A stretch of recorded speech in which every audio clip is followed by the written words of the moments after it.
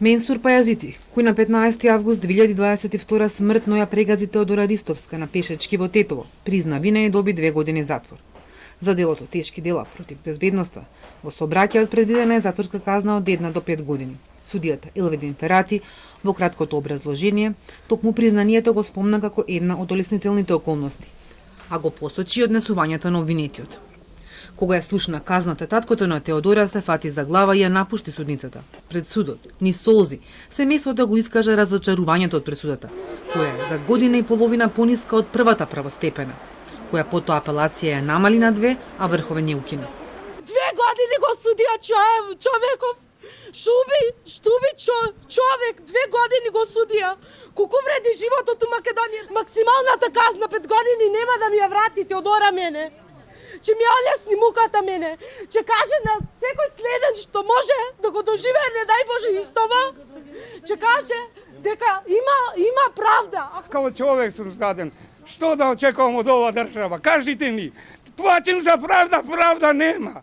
Пајазити завршниот збор го читаше, откако прво побара неговиот адвокат да го стори тоа наместо него, но судијата не дозволи. Адвокатот тврдеше дека обвинетиот жали и дека станува збор за несреќа. Пајазити бараше поблага казна. Тврдеше дека и тој е жртва, а голем дел од говорот го посвети на известувањето на медиумите, кои според него создавале погрешна перцепција и притисок. Да изразам сочувство за трагичната загуба. Не можам со зборови да ја опишам болката на семејството. Да нагласам дека ова не е случај на свесен криминал. Судскиот предмет се води за тешки дела против безбедноста на луѓето и имотот во сообраќајот што заврши со смрт. Ова не е убиство со умисла. Не само семејството на жртвата, и јас и моето семејство сме секундарна жртва. Дали обвинителството ќе се жали, ќе соопштат откако ќе го прочитаат образложението на пресудата. Адвокатката на семејството Ристовски посочи дека признанието на вина не е искрено, туку со цел да добие пониска казна, но и дека изостана извинување и кање кон семејството. И вие самите што бевте присутни, јавноста што беше, не видовме дека нешто самиот си кажа, тој од срце да излезе како кање, жалење, тоа што треба да биде направено.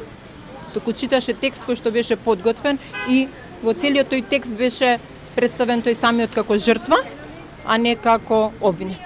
Сметаме дека ценети се олеснителните околности на страна на обвинетиот повеќе пренатежнати се наспроти тоа што е на страната на правдата. Судењето почна и заврши во еден ден, откако минатите 2 обиди. Пајазити не доаѓаше со оправдание од Тетовската болница. Адвокатката денеска достави документ до судот, добиен од гимназијата во која работи Пајазити како наставник. Рече дека не бил на болничко лекување и имал за цел да го одолговлечи процесот.